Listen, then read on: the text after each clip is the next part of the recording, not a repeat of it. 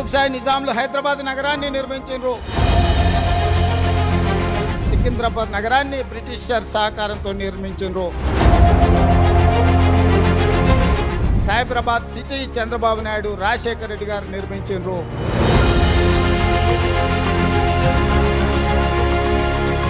ఇప్పుడు ఈ ప్రభుత్వం మొదటి సిటీ హైదరాబాద్, రెండవ సిటీ సికింద్రాబాద్, మూడవ సిటీ సైబరాబాద్, ముచ్చెర్లలో ఎయిర్పోర్ట్కి 20 నిమిషాల డ్రైవ్లో 4th సిటీ రాబోతుంది. That is our future city.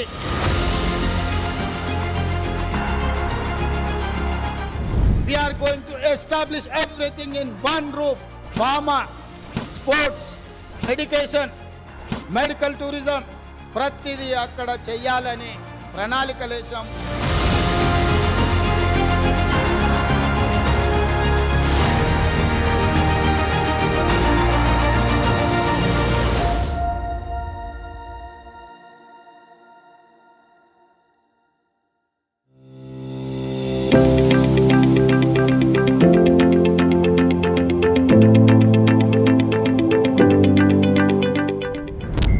Hyderabad అంటే 3 సిటీలు ఉండేవి. ఎస్, హైదరాబాదు, సికింద్రాబాదు, తర్వాత సైబరాబాదు, ఈ 3 మనకి సిటీలు.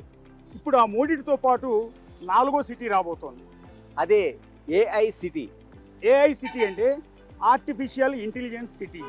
ఇది హైదరాబాద్ సమీపంలో ఉన్న ముచ్చెర్లలో ఈ సిటీ ఏర్పాటు కాబోతోంది. అంటే ముచ్చెర్లలోనే ఎందుకు ఏర్పాటు చేశారంటే, ఒకప్పుడు ముఖ్యమంత్రిగా చంద్రబాబు నాయుడు ఉమ్మడి రాష్ట్రంలో సైబరాబాద్ సృష్టికర్తగా ఉంటే, ఇప్పుడు ముఖ్యమంత్రి రేవంత్ రెడ్డి తెలంగాణలో ఏఐ సృష్టికర్తగా ఉన్నారు.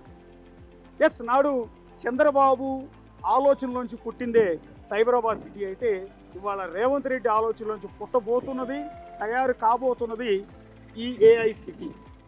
సో ప్రస్తుతం నేను హైదరాబాద్ నుంచి ముచ్చెర్లకి, అంటే కొత్తగా రూపొందించబోతున్న ఏఐ సిటీకి వెళ్ళబోతున్నాను.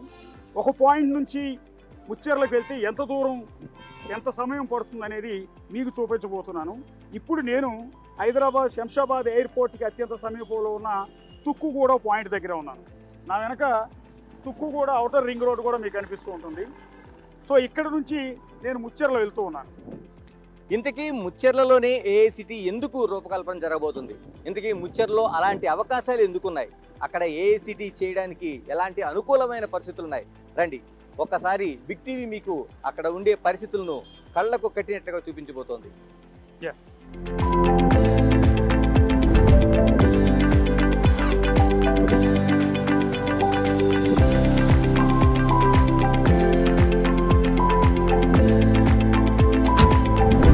అలా బయలుదేరింది big TV team.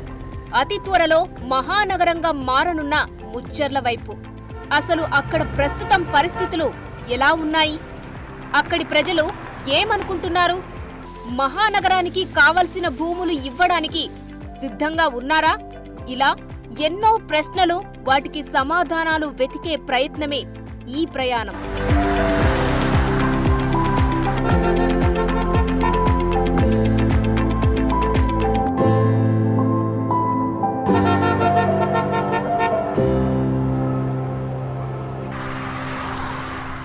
ముచ్చెర్లలో AI city ప్రారంభోత్సవం తర్వాత ఈ చుట్టుపక్కల గ్రామాల రూపురేఖలు పూర్తిగా మారిపోబోతున్నాయి.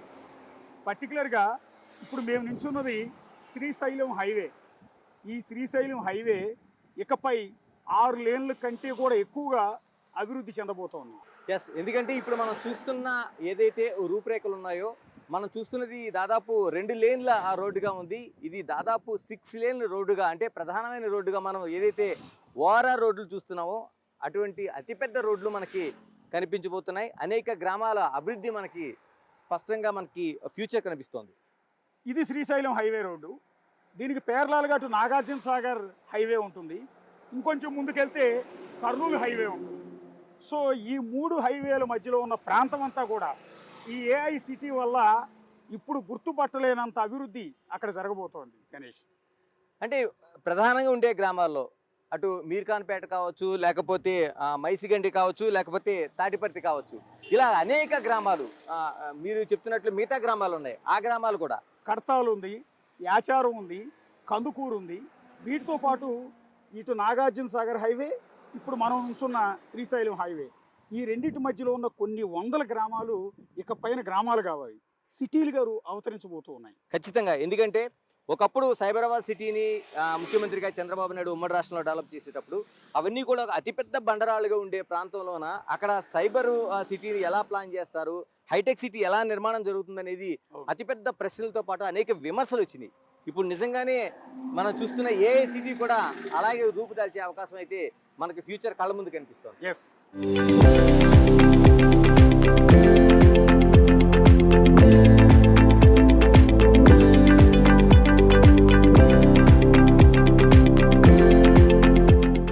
అవును, నిజమే కదా.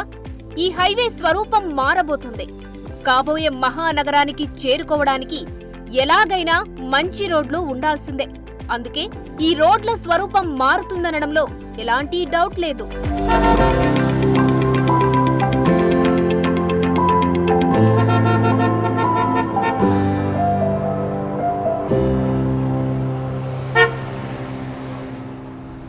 ఇప్పుడు తెలుగు రాష్ట్రాల్లో హాట్ టాపిక్ అయిన కేంద్ర బిందువు అయిన ముచ్చెర్ల గ్రామంలో మేము ఉన్నాము. ముచ్చెర్ల గ్రామానికి స్వాగతం పలుకుతూ మీకు ఇక్కడ బోర్డు కూడా కనిపిస్తుంది. సుస్వాగతం ముచ్చెర్ల, కందుకూరు మండలం, రంగారెడ్డి జిల్లా పరిధి ప్రారంభం. అయితే ఇప్పుడు ఈ ముచ్చెర్లని ఎప్పుడైతే CM Revanth Reddy AI city కింద డెవలప్ చేస్తామని చెప్పారో అప్పటి నుంచి ఈ పేరు ఒక విధంగా చెప్పాలంటే 2 రాష్ట్రాల్లో మారుమోగుతోంది. కేవలం 2 రాష్ట్రాల్లో మాత్రమే కాదు, దేశవ్యాప్తంగా మారుమోగుతోంది ముచ్చెర్ల గురించి, ముచ్చెర్లలో త్వరలో ఏర్పడబోయే ఏఐ సిటీ గురించి. ఏఐ సిటీ అంటే ఆర్టిఫిషియల్ ఇంటెలిజెన్స్ సిటీ అంటున్నాం కదా అని కేవలం దానికి సంబంధించిన విభాగం మాత్రమే ఉంటుందనుకుంటే పొరపాటు. ఎందుకంటే దానితో పాటు 8 హబ్బులు ఇక్కడ ఏర్పడబోతున్నాయి. ఒకటి health hub, educational hub, AI hub, ఇట్లా మొత్తం టోటల్గా 8 హబ్లు ఇక్కడ ఏర్పాటు కాబోతూ ఉన్నాయి. గణేష్, అంటే ఏఐ సిటీగా, ఆర్టిఫిషియల్ ఇంటెలిజెన్స్ సిటీగా అది మారకపోయిండుంటే ఈ ముచ్చెర్ల బోర్డు ఏ విధంగా చెదలపట్టిపోయిందో ఆ విధంగా చెదలపట్టి తుప్పట్టిపోయిందో, ఫార్మా సిటీ పేరుతో మొత్తం గ్రామం అంతా ఇదే పరిస్థితి వచ్చిండేది. ఎందుకంటే నిజంగానే ఖచ్చితంగా ఇక్కడ ఉండే గ్రామ ప్రజలందరూ, ముచ్చెర్లలో దాదాపు ఉన్న ప్రజలందరూ, దీంతో పాటు ఉన్న పరిసర గ్రామాలు, అంటే అటు 2 నియోజకవర్గాలు మనకు కనిపిస్తున్నాయి, ఇబ్రహీంపట్నం కావచ్చు లేకపోతే మహేశ్వరం కావచ్చు, మొత్తం నియోజకవర్గాల్లో ఉండే ప్రజలందరూ బిక్కుబిక్కుమన్నారు. ఎందుకంటే ఒక ఫార్మా సిటీ కానీ ఏర్పడితే మనకు అటు బాచుపల్లి కావచ్చు లేకపోతే మిగతా ఏరియాలు మనకి ఏవైతే ఉన్నాయో అక్కడ ఉండే భూమి నాశనం అవుతుంది, నీళ్లు నాశనం అవుతాయి, పంటలు నాశనం అవుతాయి, పిల్లలు అప్పుడు ఉండే ప్రజెంట్ ఉండే వాళ్ళ భవిష్యత్తు నాశనం అవుతుంది. కానీ ఎప్పుడైతే దీన్ని పూర్తిగా అంటే 19,000 ఎకరాలని ఏదైతే సేకరించారో అప్పుడు దాదాపు 2,000 కోట్ల రూపాయల ఖర్చుతో దీనంతని ఫార్మాసిటీ తీసుకొస్తామన్నారో దాన్ని ఒక్కసారిగా తలకిందులు చేస్తూ రేవంత్ తీసుకున్న నిర్ణయం ఇప్పుడు జేజేలు పలికిస్తోంది. ప్రజలందరూ శభాష్ అంటున్నారు, కృతజ్ఞతలు తెలియజేస్తున్నారు. ఎందుకంటే ఈ గ్రామంలో ఉండే పూర్తి పరిస్థితులు మారుతాయని ఒక ఆశాభావం వ్యక్తం చేస్తున్నారు. తమదే కాదు, తమ పిల్లల భవిష్యత్తు కూడా మారుతుందని వాళ్ళు చెప్తున్నారు.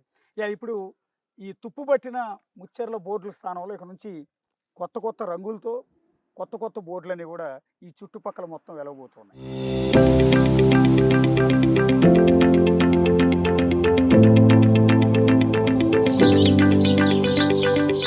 ముచ్చెర్ల మరో న్యూయార్క్ గా మారబోతుంది. ఇది పక్కా అని సీఎం రేవంత్ రెడ్డి బల్లగుద్ది మరీ చెప్పారు. మరి ఆ స్టేట్మెంట్ ముచ్చెర్లలో తీసుకొచ్చిన మార్పేంటి? అక్కడి రియల్ ఎస్టేట్ పరిస్థితి ఏంటి?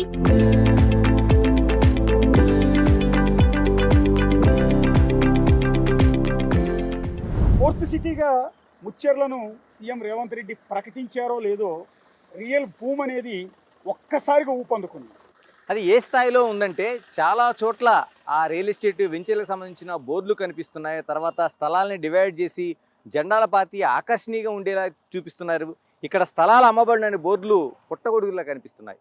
అనౌన్స్ చేసి కొద్ది రోజులే అయింది, కానీ గతంలో ఆల్రెడీ వేసిన వెంచర్లు అక్కడ యజమానులంతా కూడా నష్టపోయారు. ఎందుకంటే ఇదంతా ఫార్మా సిటీ అని అనౌన్స్ చేసేటప్పటికి కొనుగోలుదారులు ఎవరూ లేక ఆ వెంచర్ల యజమానులంతా నష్టపోయారు.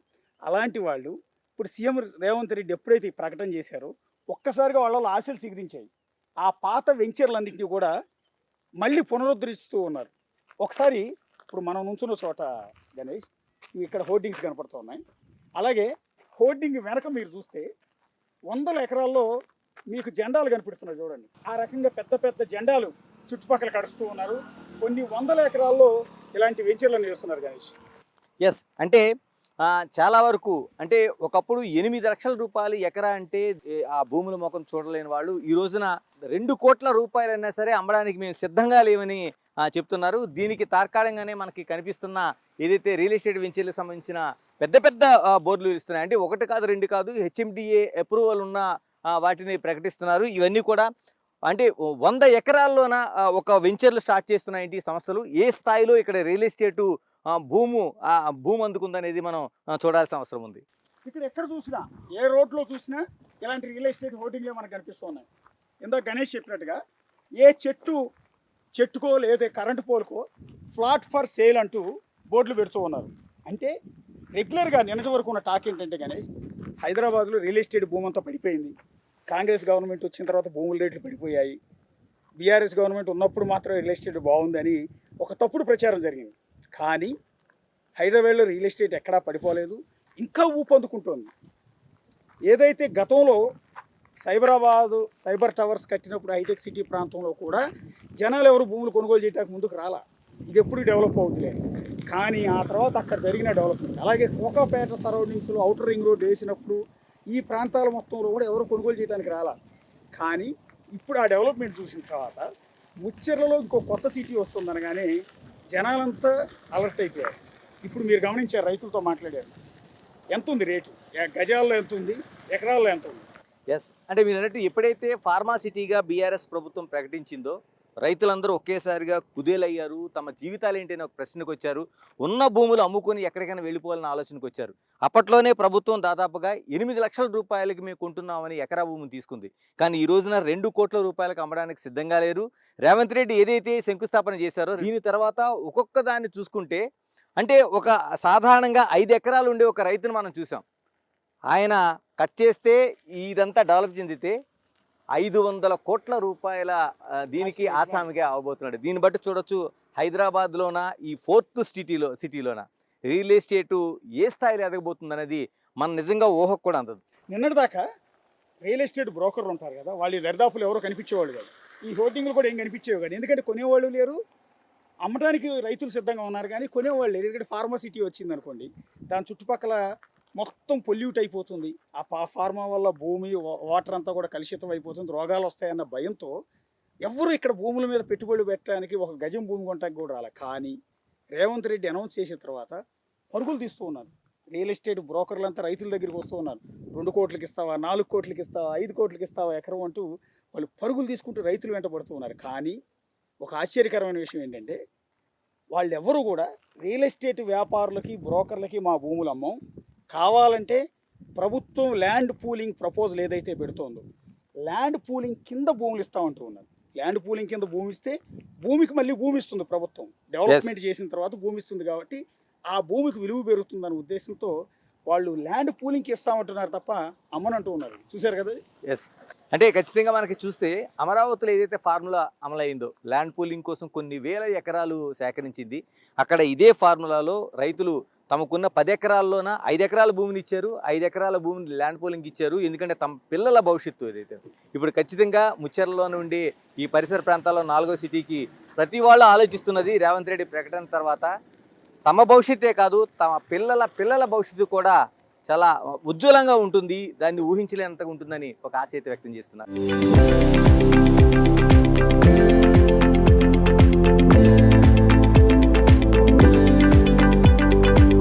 గతంలోనే ముచ్చెర్లను ఫార్మాసిటీ చేస్తానని చెప్పింది అప్పటి బీఆర్ఎస్ సర్కార్. కానీ మాటలకే పరిమితమైంది ఆ వ్యవహారం.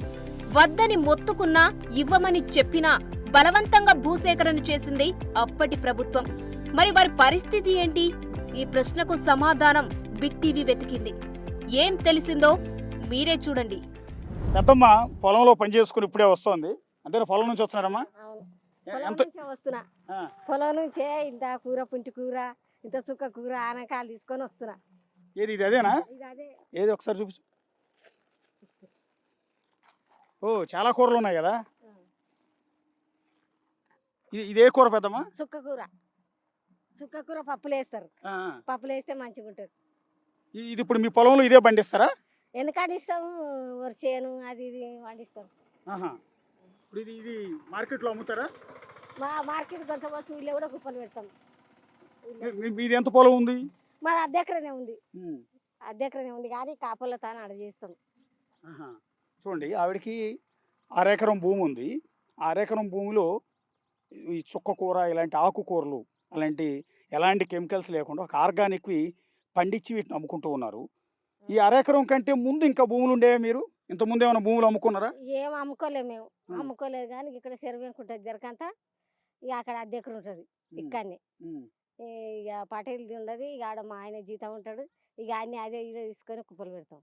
అంటే ఇంతకుముందు కేసీఆర్ సీఎంగా ఉన్నప్పుడు ఈ చుట్టుపక్కలంతా ఫార్మాసిటీ పెడతామన్నారు కదా, దానికి భూములు ఇచ్చినరా మీరు ఏమన్నా? ఇచ్చినాము, ఎకరన్నర పోయింది ఇక్కడ ఇచ్చినాము. అది పైసలు మళ్ళీ తీసుకొని ఎక్కువ రేటుకి అక్కడ ఎక్కడ అమ్ముకున్నారో మీకు అది ఇస్తాం ఇది ఇస్తాం అని చెప్పి పోరాడిరం చేస్తా. పోరాడి పోలీసు వాళ్ళు కొట్టిర్రు, కేసులు అయినాయి. ఇద్దరం పోయినాం, మా ఇంట్లో నేను మా ఆయన ఇద్దరం పోయినాము కేసుకు. నెలల్లో 2 సార్లు 3 సార్లు మహేశ్వరం కోర్టు కాడికి పోయినాం. పోయి ఇక కేసు తెంపుకున్నాక ఇక మీకు సబ్సిడీ కట్టలు వచ్చినాయి, మీకు అవి ఇస్తాం, ప్లాట్లు ఇస్తాము, దేరకంచి గేట్ కాడ ప్లాట్లు ఇస్తాము అని చెప్పి అవి ఇచ్చిర్రు. సబ్సిడీ కట్టలు లేక కేసీఆర్ బొమ్మ అవి ఇచ్చిర్రు. ఇచ్చినాక ఆయన గెలవలేదంటే అవి అన్నీ ఉండేవి. మరి ఎట్లా చేస్తారో ఏమో. ఇప్పుడు మీ దగ్గర ఎకరన్నర తీసుకున్నారు కదా, దానికి డబ్బులు ఇవ్వలేదా మీకు? ఒక్క పైసనే ఇవ్వలే మాకు, ఒక్క పైస ఇవ్వలే. ఎకరన్నర భూమికి ఒక్క పైసనే ఇవ్వలే. 200 సబ్సిడీ కట్టలు ఉన్నాయి అట్లా. ఇప్పుడు మీరు కోట్లు చుట్టూ తిరిగారు, కష్టపడ్డారు, అయినా కూడా మీ భూమి మీకు దక్కలే, డబ్బులు రాలే. మాకు దక్కలేదు, డబ్బులు రాలేదు. ఇద్దరం పెళ్ళం మొగడు ఇద్దరం కేసు తిరిగినాం.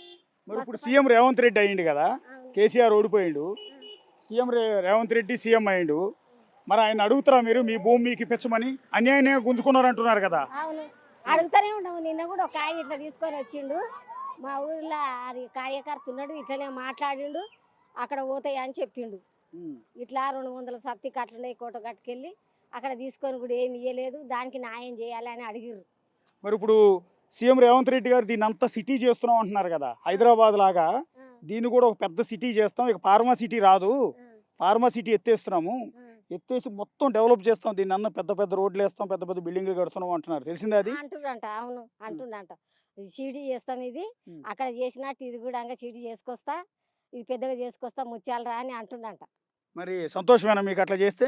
సంతోషమే, ఇక అందరు లేక నేను సంతోషమే. అంటే మీకు అంతకుముందు ప్రభుత్వం మరి ఫార్మాసిటీ పేరుతో భూములు గుంజుకుంది కదా, డబ్బులు కూడా వేయలేదు కదా, మరి ఇప్పుడు రేవంత్ రెడ్డి వచ్చిండు, న్యాయం చేస్తాడని నమ్మకం ఉందా? ఉండదు, ఇక న్యాయం చేస్తాడని నమ్మకం ఉండదు. కానీ ఇక ఈ ఊళ్ళో పెద్దలు ఎట్లా చేస్తారో ఆయన ఎట్లా చేస్తాడు, పెద్దల తన కూడా ఉంటుంది కదా కొంత. మరి ఇప్పుడు ఇదంతా డెవలప్ అయితే సంతోషమేనా మీకు? సంతోషమే, ఇదంతా డెవలప్ అయితే మా పిల్లలకు చదువుకున్న వాళ్ళు కొలువులు లేవు, ఉద్యోగాలు లేవు, ఏదన్నా కొలువులు ఉద్యోగాలు పని దొరుకుతుంది కదా. ఇప్పుడు ఆ పెద్ద ఆవిడకి మీరు అలా చూస్తున్నారు కానీ 2 ఎకరాలు ఉండేది, అందులో ఎకరన్నర ఫార్మాసిటీకి ఇచ్చారు, ఆ రోజు ఏదో డబ్బులు వస్తాయి కదా అని. తర్వాత ఇప్పుడు అది పోయి చివరికి అరెకరం మిగిలితే అరెకరంలో ఇక ఈ చుక్కకూరలు ఆకుకూరలు పండించుకుంటూ ఉన్నారు. సో ఇప్పుడు కొత్తగా సిటీ వస్తుంది, అక్కడ ఫార్మాసిటీ కాకుండా రేవంత్ రెడ్డి చెప్తున్న ఏఐ సిటీ వస్తుందని కానీ వాళ్ళ కళ్ళల్లో ఆనందం కనిపిస్తూ ఉంది. ఇంకా చాలామంది గ్రామస్తులంతా కూడా సంతోషం వ్యక్తం చేస్తున్నారు. ఈ చుట్టుపక్కల మేము వచ్చినప్పుడు ఎక్స్పెక్ట్ చేసింది ఏంటంటే, లేదు మేము ఎట్టి పరిస్థితిలో భూములు ఇవ్వము, లేకపోతే మాకు సిటీలు వద్దు, పాడు వద్దు అంటారేమో అనుకున్నాం. కానీ ఆశ్చర్యంగా ఇలాంటి పెద్దవాళ్ళు కూడా అందరూ కూడా మాకు ఆ సిటీ కావాలని వాళ్ళందరూ కోరుకుంటూ ఉన్నారు. అన్న మీది ఈ ఊరేనా? ఏం చేస్తుంటారు మీరు? నేను వాచ్మెన్ డ్యూటీ చేస్తాను. ఇప్పుడు రేవంత్ రెడ్డి ప్రకటన చేసినట్టు ఇప్పుడు హైదరాబాద్ లెక్క ఇదంతా అయితే మంచిదేనా మీకు? మంచిదే. ఎందుకని మీకేంటి ఉపయోగం? మనం డెవలప్ అవుతాం. ఇప్పుడు ఇది ఫార్మాసిటీ అయితేనేమో మనకు మందులు అవి అని ఈ ఊరు మొత్తం లేపేస్తారు, ఊరు మొత్తం. ఇది రేవంత్ రెడ్డి చేసిన ప్లాన్ ఏమో మనకు మంచిగా ఉంది, స్కూళ్ళు కాలేజీలు హాస్టళ్ళు అన్నీ కడుతుంది కాబట్టి మనకు మంచిగా అనిపిస్తుంది. అది చూశారు కదా, ప్రతి ఒక్కళ్ళు కూడా అదే రకమైన సంతోషాన్ని వ్యక్తం చేస్తున్నారు. ఇక్కడ కొత్తగా ఏఐ సిటీగా రేవంత్ రెడ్డి ప్రకటన చేయగానే ఆ సిటీ ఏంటో దాని అర్థం కూడా తెలియదు చాలామందికి. కానీ ఒక సంతోషం, ఈ చుట్టుపక్కల హైదరాబాద్ సైబరాబాద్ మాదిరిగా సికింద్రాబాద్ మాదిరిగా మా ఊళ్ళన్నీ మారిపోతాయి అన్న మాట తెలియగానే ఏదో జరుగుతుంది ఆశ. తమ పిల్లలకు ఉద్యోగాలు వస్తాయని, తమ భూములకు రేట్లు పెరుగుతాయని, తమ రూపురేఖలు మారిపోతాయని, తన ఆర్థిక పరిస్థితులు మారిపోతాయన్న ఒక సంతోషం. సో అలాంటి హైదరాబాద్ను మళ్ళీ ఇక్కడ ఊహించుకుంటూ ఉన్నారు. పెద్ద పెద్ద రోడ్లు వస్తాయని, పెద్ద పెద్ద కాలేజీలు వస్తాయి, పెద్ద పెద్ద హాస్పిటల్స్ వస్తాయి అని వాళ్ళందరూ కూడా ఆశతో ఎదురు చూస్తున్నారు ఈ ముచ్చెర్ల గ్రామంలో. For more videos like this, subscribe Big TV channel.